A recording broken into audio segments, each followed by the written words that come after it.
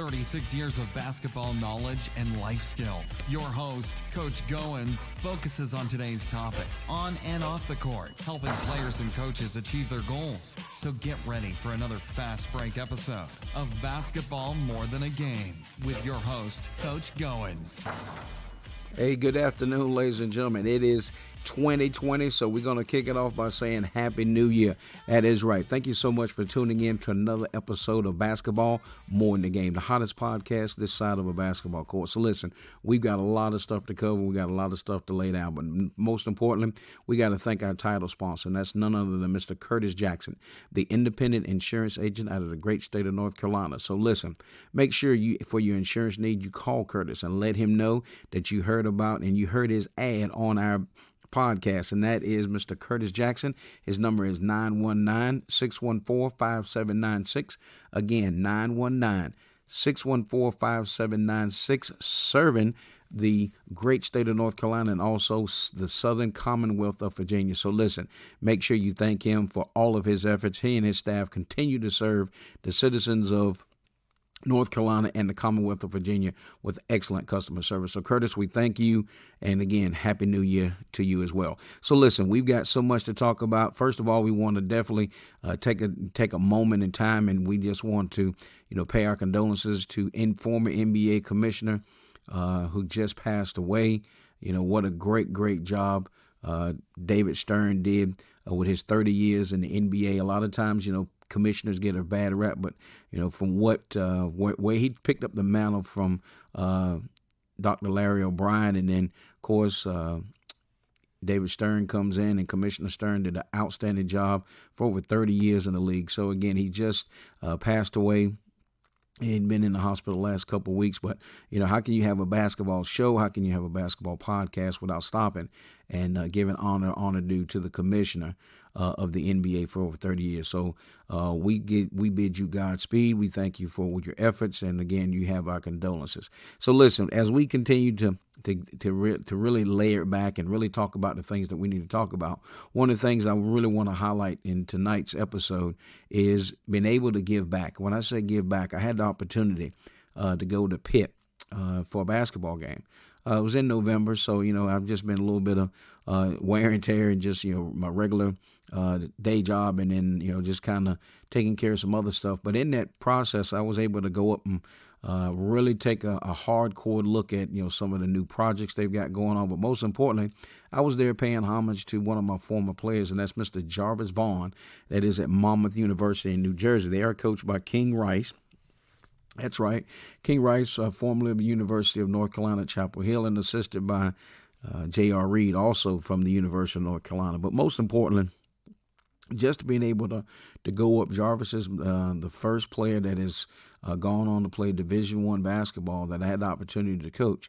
Now, I have worked out guys that have gone to Division I and Division II, but Jarvis is the first player I actually coached under whistle, sitting on the same bench, working with him on the court, off the court, and it was an honor to be able to go up and see Pitt play, but most importantly to see them play and then see one of my former players, because those of you that don't know, I am related to the Capels.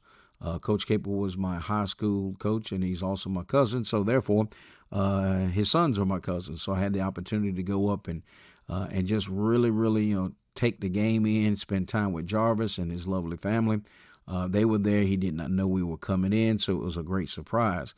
But on the bonus of that, we were able to go up and spend some time with Coach Capel, and both Coach Capels, Coach Jeff Capel, and as well as his assistant, Jason, his brother, and also the other staff from Coach Milan Brown, as well as Coach Tim O'Toole. But then also Coach Capel gave us the red carpet treatment, if you would. Be able to see the ins and outs of Pitt basketball. We toured the facility, we toured the locker room, we toured you name it, from A to Z, the practice facility and things, what the upgrades that they've really done, the film room, the players, locker room. But most importantly, one of the things that that really just stood out in my mind was we had an opportunity to go into the locker room, and in the locker room he had a saying on the wall which I thought was just absolutely was just really just off the charts.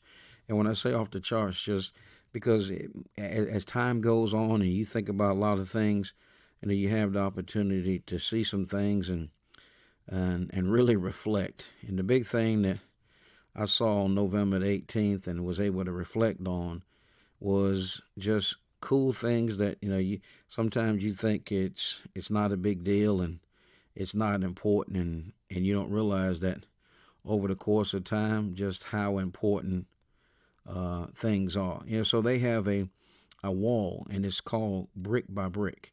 And the thing that is so cool, it's called Brick by Brick Principle. So it says we show up, we keep our promises, we appreciate what we have, we make no excuses. Then each player and coach that agrees with that signs a brick, and that brick is placed inside the wall. Now, this brick by brick principle is located in the players' locker room. So, imagine walking in and that's in there. So, tremendous job Coach Capel is doing. He and his staff, and just the overall culture. You can really see the tide turning. I'm really grateful for the ACC network because I've been able to kind of stop along the way and sneak in and peek in, if you will, to Pitt basketball and be able to see it up close and personal. So it is a huge deal. So they're doing a fantastic job.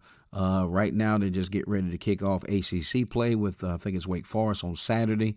So we'll definitely be tuning into that. So, again, we just want to wish them continued success, Godspeed, and everything that they do on that court. So, listen, we certainly appreciate that. But I also want to give a shout-out to Pastor Ray Eppert, and that is he is the senior pastor at Victory Worship Center and World Outreach in Stanton.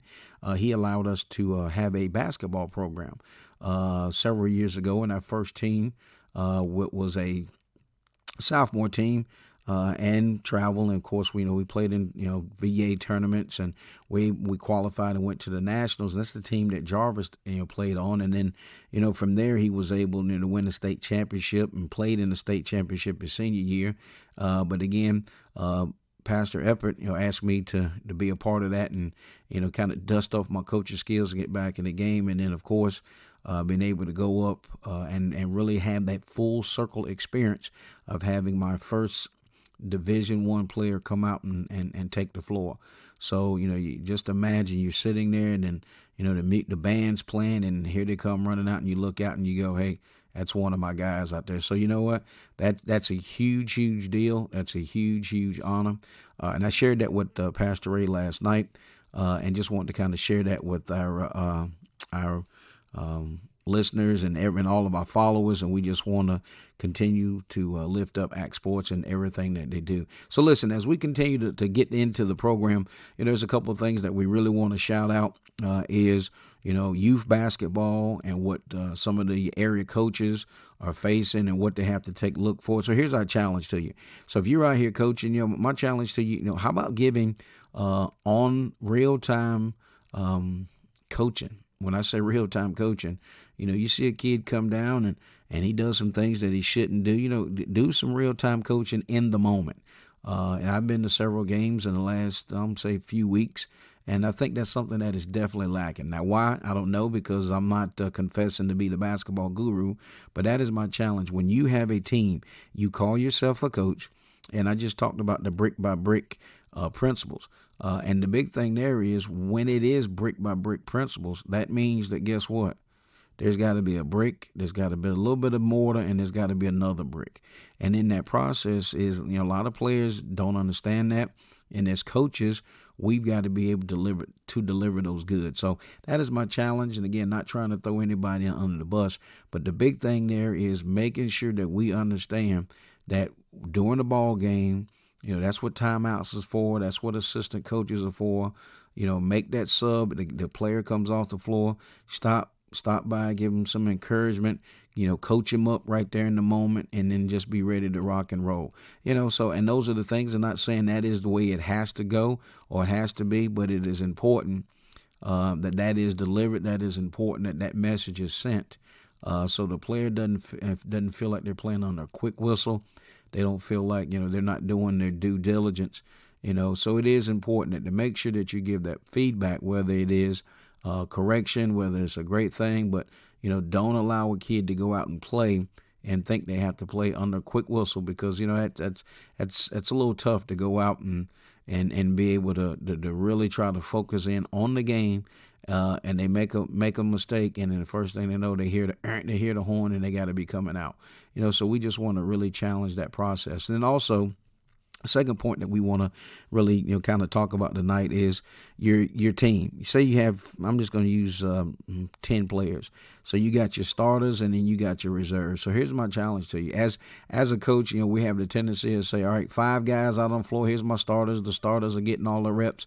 But that's really not game situation, because what happens is, when they're in the game, where you have your 5 starters and somebody gets in foul trouble. So who's the player that has the tendency of getting in foul trouble? So when they get in foul trouble, now all of a sudden you got to make a sub, or the player that is not used to playing in that moment or with that particular squad. So my challenge to you is, don't always put your 5 guys that you plan on starting practicing together night in and night out, because you don't have any continuity. If a player goes down, somebody tweaks an ankle, you got somebody in foul trouble, and all of a sudden you got the reserves coming in, and they really don't feel comfortable. But when you kind of mix that up, and you got 5 guys on this side of the floor, 5 guys on this side of the floor, you really build that continuity. So therefore, come game time, when you make a sub, man, it is just like a well-oiled machine. It's not like, hey, you go to 5, you go to 4. They and again, nothing wrong with somebody having to adjust. But what I'm saying is, to come in and they're really not feeling comfortable with the guys that they play with, because during practice, those 5 are always on the floor when they're going against the other 5. So just a little insight. Something, I don't know why, I just kind of had a vision, if you would, when I was sitting in the stands this week, and my mind ran across that, and I saw that, and I was like, wow, I really want to be able to rein that in this summer, and really take a hardcore look and say, how can we better serve our players? It's not about us. It's us serving the players, again, brick by brick, and teaching them, okay, you know what, as the old saying goes, don't put all your eggs in one basket. Be able to say, you know what, we're going to run the 5 over here, we got a 5 over here. And also the challenge is, what is the drop-off? Your 6-man, when that guy comes in, is it an uptick or is it a downtick? Do you start your best 5 or do you start your 4? Then you got a role player. Then the guy that comes in, that's a 6th player, that's huge. I'm a firm believer that your 6-man has to be an impact guy, because again, if you put all your eggs in one basket, you want the defense to change when you make a substitution versus, well, you know what, we just got a guy gonna run in the game and just play, because you know what, there's nothing else to do. So hey, listen, we're gonna take a quick 30-second break, and we'll be back. So listen, you're listening to Basketball More Than the Game. I'm your host, Coach Goins, and we'll be back in 30 seconds. Hey, I'm back, and just a quick, reflection on this past year. Just what a tremendous year. We just thank everybody that tuned in, that liked us, and that liked us, and also supported us.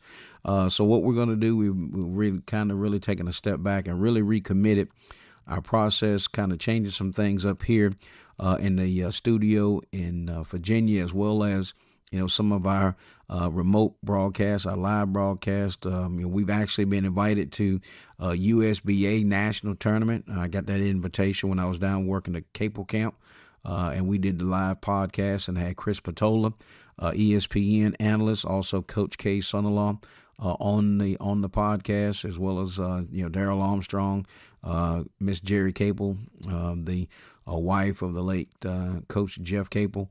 And again, and Coach Street, and it was just, it's so great to be able to go back and be a part of the Capel camp on the campus of Fayetteville State University, just for a worthy cause. It's just spending time with guys, talking basketball, hanging out, and just having a great time. So listen, as we start to wrap this up, just really kind of want to kick one thing out. My great friend Ralph Sampson. We'll be starting something awesome, dynamic, some camps and some camps, as well as some skill camps. So more information will be coming out on that. It'll be www.ralphsampson.com. The website is about to be launched, so just want to give you a little glimpse into that. So if we can service you, please take a look at that website. Check us out. And again, I'm sure I'll be at some of those camps, possibly doing some shows live. And again, we're just going to have a great time doing some basketball things, getting the word out, doing a little teaching. I'm sure Ralph will be talking about, some of his MAP programs, You know, it's just motivation, action, and you got to have a plan. You got to have a map to be able to get where you want to get. So listen, I'm going to wrap this thing up and get ready to get out. But most importantly, we're going to say Happy New Year. We're wishing everybody prosperity, wishing everybody success from top to bottom. Work on that jump shot, work on your game, study your game, show yourself approved. But most importantly, do the right thing and make sure that you appreciate the people that stop along the way and help you become a better person. So listen, I'm Coach Goins. Thank you so much for tuning in to Basketball More Than a Game, and we'll see you in the gym.